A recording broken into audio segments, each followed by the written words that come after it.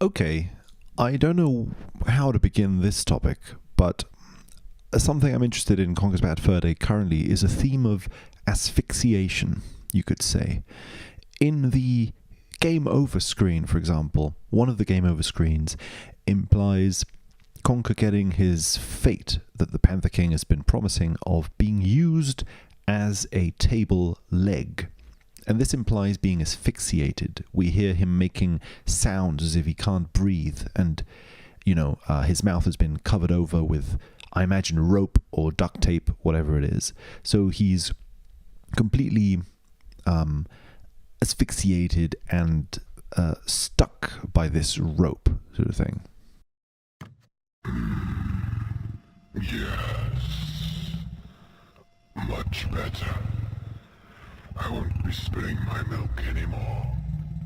Yes, boss. And we won't be getting the duct tape.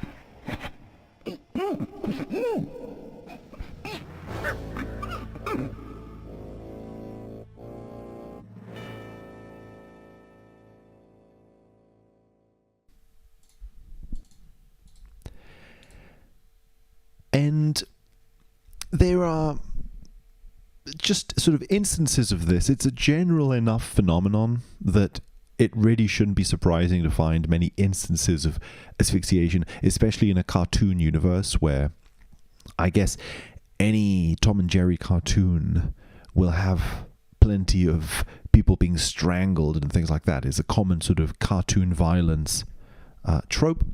But still, I want to look at it because maybe precisely because it's a trope, I think it's interesting.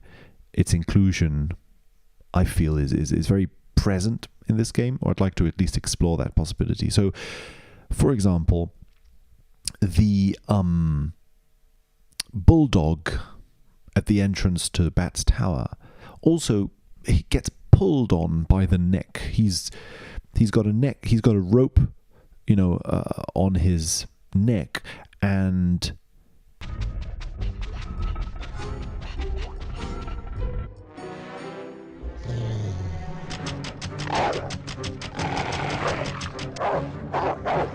in order to protect ourselves from the bulldog, what we do is we pull this rope in by a mechanism. So the bulldog is pulled by the neck to the floor. It doesn't asphyxiate him exactly, but it does limit his freedom from the neck by using a rope, so to speak. I know it's sort of, I don't know what you would call it. It's sensitive topic kind of stuff, but still, anyway, dealing with asphyxiation at this point. And at some level also, it's not exactly the same. But for example, this mouse we meet in the farm eats too much. Now, this doesn't really mean anything. It's a different kind of topic, but what it supposes to me is that he has put too many objects down his neck, down his throat, to the point where he explodes because too much stuff has gone down his throat. So it's not asphyxiation, but I think it's an adjacent symbol. And one we obviously find, I think, in Conker himself. He comes out of the bar at the beginning, having drunk too much, so he's also consumed too much. He doesn't say the word too much, but, maybe we could imply it's the same motif. And he throws up.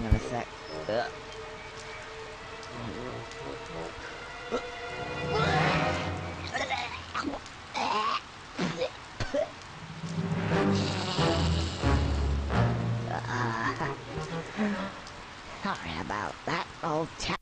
So he doesn't just perform a sort of, filling himself with too much stuff. He also ejects that stuff that he has filled himself with as a form of liberation, but it's an explosive emission and one that is sort of painful to him. So it's an explosion of sorts, also caused by filling himself too much with stuff through the neck, through the throat.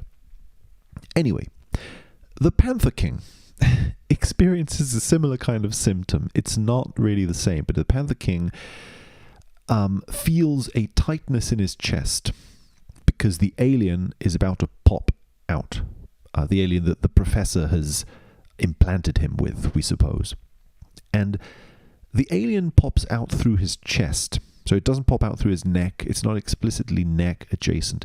But the gestures, I would like to argue that the gestures the Panther King makes as he is experiencing the tension in his chest are similar to the kind of gestures one would make if one were choking. He brings his arms to his chest and general sort of neck area.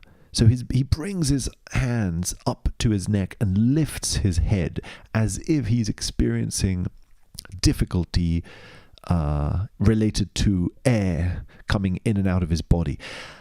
I'm interpreting this because he's just emitting sounds of pain. It could have nothing to do with oxygen. It could just be the pain of an alien coming out of your chest.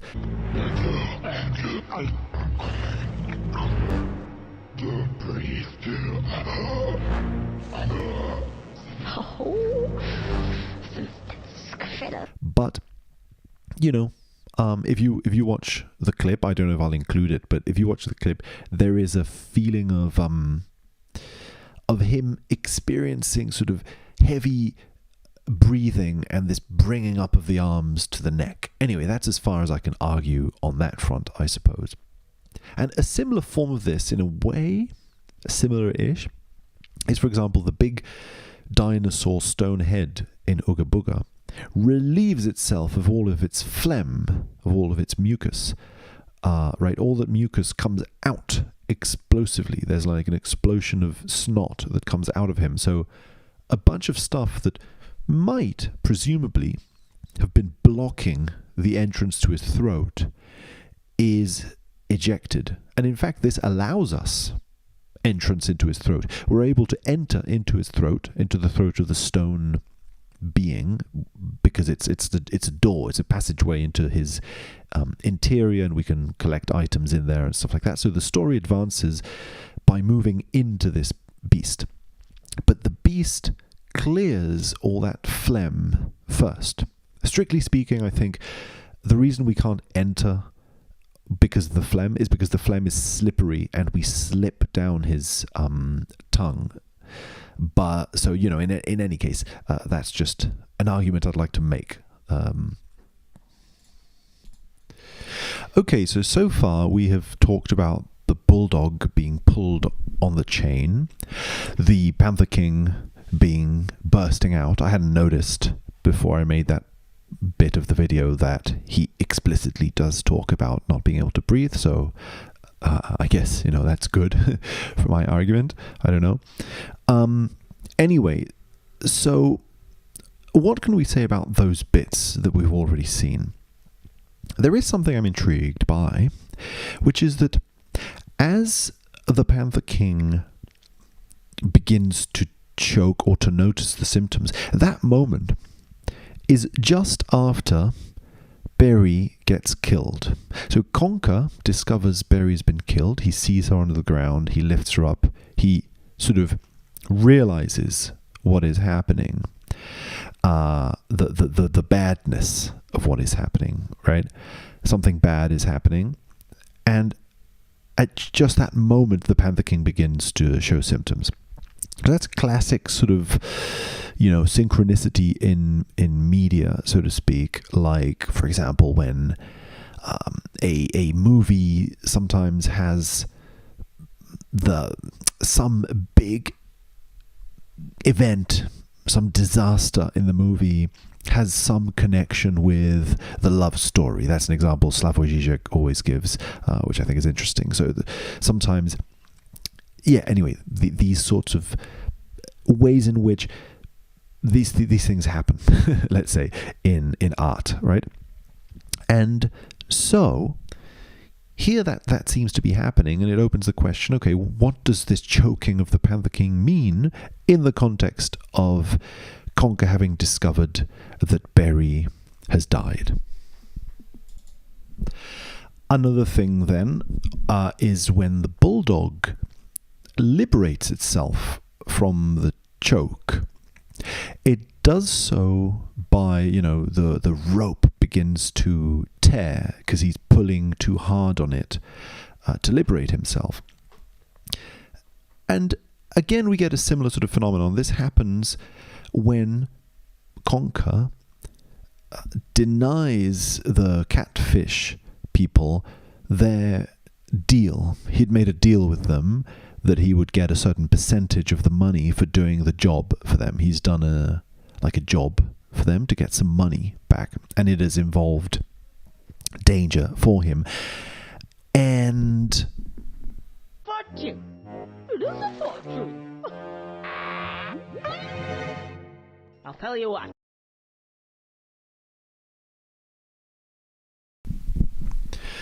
yeah, so Conker's disagreement, his sudden sort of literally breaking away from the deal.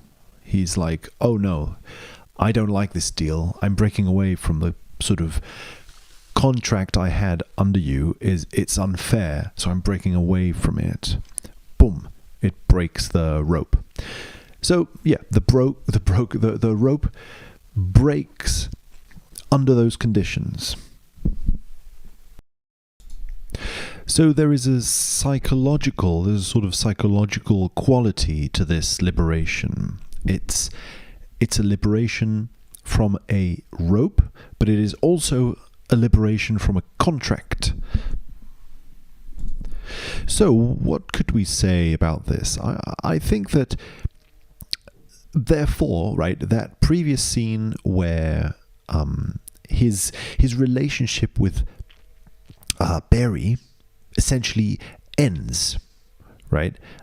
He had a relationship with Barry. It ends at that moment, and perhaps, right, there's a multitude of ways we could look at this, really, but the relationship he had with the catfish group also ends, if that relationship were to be described, as sort of a, I don't know, mercantile, like a trade-off situation. It ends there.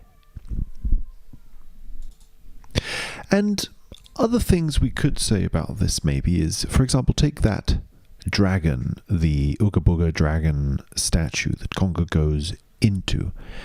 At that moment, when he goes into that statue, he's going into the body of someone through their throat in order to retrieve something, to advance to the next stage of his adventure, so to speak. And maybe to sort of give this whole thing a good look, we could see that we've got the Panther King as well doing that whole throat thing, avoiding something coming out through his throat. It's not exactly his throat, but he can't breathe. So I think it belongs to the same symbol set. You can disagree if you want, but I think that the Panther King is emitting something out through his throat. In a sense, he's about to emit it, and it ends up being a dragon as well. It's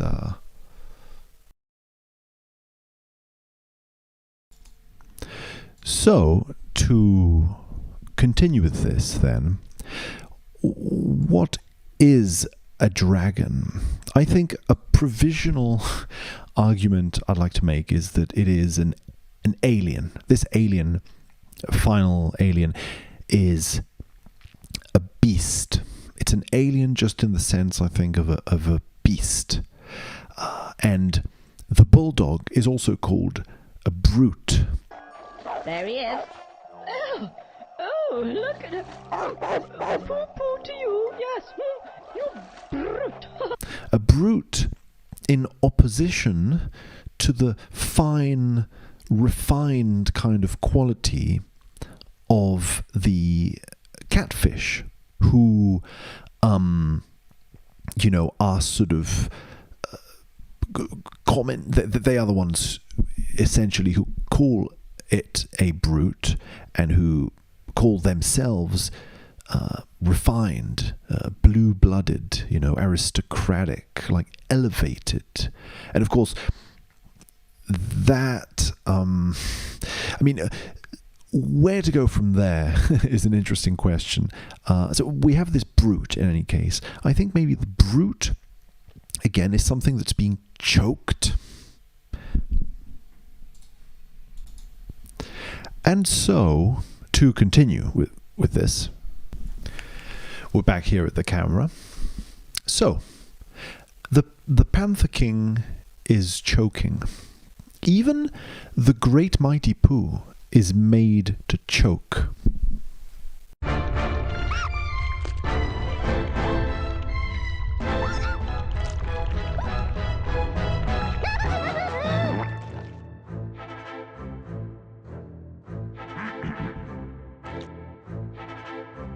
Me. I am the great mighty Pooh, and I'm going to throw my shit at you. A huge supply of tish comes from my chocolate starfish. How about some scat, you little twat?